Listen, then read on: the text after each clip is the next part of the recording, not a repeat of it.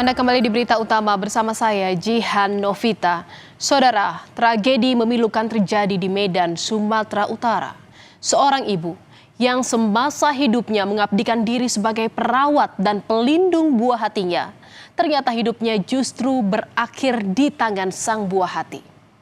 Luka batin yang lama terpendam dari amarah dan ancaman yang kerap terdengar oleh sang anak menjadi alasan peristiwa kelam ini terjadi. Seorang ibu rumah tangga ditemukan tewas di rumahnya dengan kondisi penuh luka pada Rabu 10 Desember.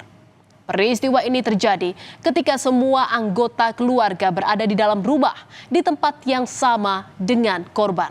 Dan yang paling menyakitkan, ternyata sang putri yang masih berusia 12 tahunlah yang menjadi sosok penghilang nyawa bagi sang bunda.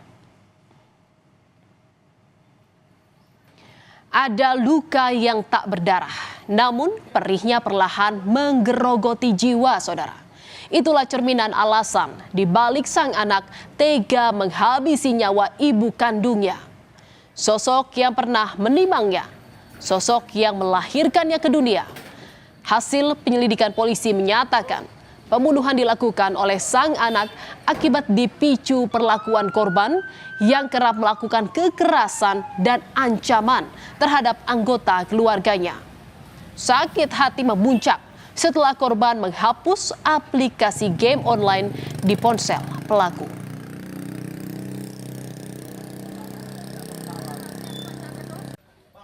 Melihat kekerasan yang dilakukan korban terhadap kakak, adik, dan bapaknya yang diancam menggunakan pisau. Ini dilihat oleh si adik. Kemudian melihat kakaknya, maksudnya adik melihat kakaknya yang dipukuli oleh korban menggunakan sapu dan tali pinggang. Si korban sakit hati karena game online-nya dihapus. Korban melihat game Murder Mystery pada season Kills Others menggunakan pisau. Dan menonton serial anime DC pada saat adegan pembunuhan menggunakan pisau. Karena sakit hati yang tak terobati menjadi motif sang anak tega membunuh ibu kandungnya. Psikolog forensik Irna Minauli menyebut secara psikologis pemikiran anak memang masih labil sehingga tak jarang anak menjadi keras kepala dan gampang marah. Menurut Irma, anak yang berkonflik dengan hukum merupakan anak yang cerdas.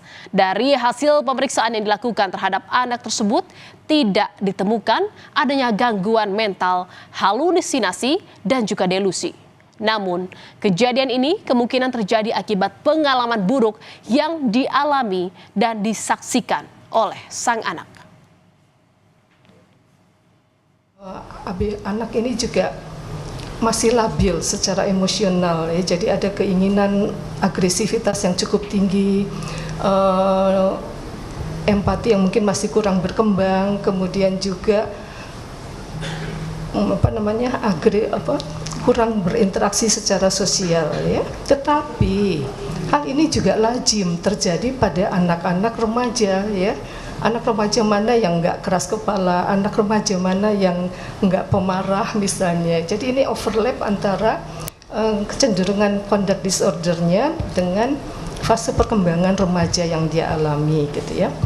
Jadi kalau dilihat kemungkinan terjadinya peristiwa ini bukan karena adanya gangguan kesehatan mental, ya. Jadi lebih ke arah misalnya pengalaman kekerasan yang dialami, yang dia saksikan.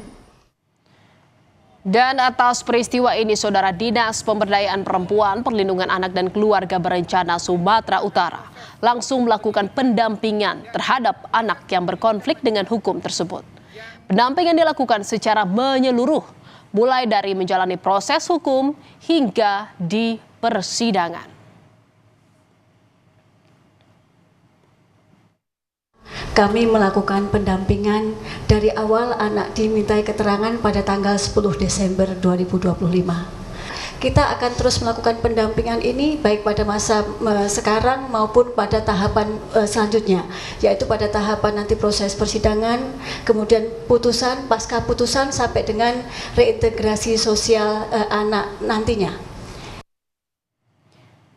Saudara, peristiwa ini terjadi pada Rabu 10 Desember 2025 sekitar pukul 4 pagi. Korban saat itu tidur bersama kedua anaknya di kamar lantai 1. Anak kedua korban yang tidur di samping korban tiba-tiba terbangun kemudian melukai korban. Saat peristiwa terjadi, anak pertama korban terbangun dan berupaya menghentikan aksi tersebut. Sang kakak kemudian berlari ke kamar di lantai 2 untuk membangunkan ayahnya yang masih tertidur. Dan menurut warga, sempat terdengar suara cekcok dari dalam rumah sebelum peristiwa tersebut terjadi. Dan mendengar teriakan sang anak yang berlari ke kamar tempatnya tidur, sang ayah kemudian terbangun, saudara. Ayah langsung turun dari kamarnya di lantai 2 dan menghampiri kamar tempat kedua anak dan istrinya tidur. Sesampainya di kamar tersebut, sang suami menemukan istrinya sudah tergeletak tak berdaya. Dengan kondisi mengenaskan, terdapat luka senjata tajam di bagian tangan dan punggung. Dan saat diperiksa oleh sang suami, kondisi korban masih hidup, saudara. Melihat kondisi istrinya yang kritis, sang suami pun segera meminta pertolongan rumah sakit. Ambulans pun didatangkan untuk membantu membawa korban. Namun, nyawa korban tak terselamatkan. Ia meninggal di rumahnya. Warga yang tiba di lokasi langsung melaporkan kejadian tersebut ke polisi dan jenazah sang ibu dibawa ke Rumah Sakit Bayangkara Medan untuk diotopsi. Saudara, polisi yang datang ke lokasi langsung menggelar olah tempat kejadian perkara dan memeriksa sejumlah saksi termasuk kedua anak dan suami korban. Dari lokasi, polisi menyita sejumlah barang bukti termasuk pisau yang diduga digunakan sebagai senjata dalam kasus pembunuhan ini. Polisi langsung melakukan penyelidikan terkait kasus pembunuhan ini dan penanganan kasus ini dilakukan dengan mengedepankan sistem peradilan pidana anak. Anaknya yang bunuh sekitar umur 12 tahun. Oh gitu. Lebih kurang. Kalau kondisi luka-luka ada, Pak? Banyak. Di bagian mana, Pak? Punggung. Terus? Tangannya satu. Polisi menyebut anak bungsu korban kini berstatus sebagai anak yang berkonflik dengan hukum. Sang anak kini merasakan penyesalan usai menghabisi nyawa ibunya.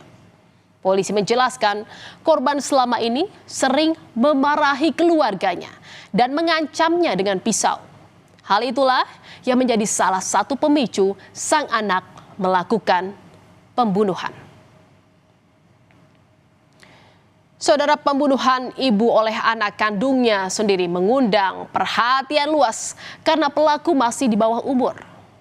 Pakar viktimologi menyebut kasus anak di bawah umur tega membunuh ibu kandung jarang terjadi dan memerlukan kajian yang mendalam. Anak yang berkonflik dengan hukum dinilai tidak hanya sebagai subjek hukum, tetapi juga berpotensi sebagai korban dari situasi sosial, psikologis, maupun lingkungan yang kompleks. Ini tidak sederhana untuk menjelaskannya gitu.